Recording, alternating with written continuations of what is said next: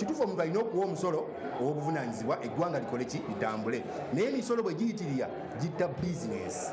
emisolo kati giyitiridde ku level etuuka okutta bizinesi nti abantu bangi babadde mu bizibu bya covid pandemic ne lockdown ate mu kaseera kekamu tugenze mu byokulonda kaseera kekamu oyongeza misolo omuntu wawanze agenda kukosebwa kinene nnyo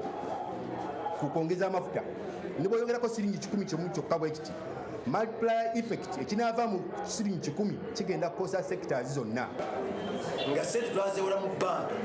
wakizibu nnyo omuntu ogende kyana okuswana emitwalo gyoli 10 kyowewola batono naye wewoze sente osuubudde ebintu besi ku revenue emaze okubala ate negaa tisooka ogende ku UNBS fetukakasa bulungi nti ekitongole kya UNBS kyandibadde ku booda oba kyekyandisose okugamba nti bino byolesi bya ku mutindo nolwokugenda ku URL oluvannyuma lw'okulayira kwa pulezidenti atunuulire abantu ba wansi embeera gye balimu bambi nnyo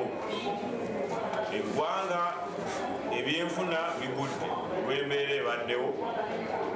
adde wansi atunuulire abantu babeere nga bayambwako bizinensi zaabwe zidde engulu. Hakida Live, eddoboozi ly'eggomba.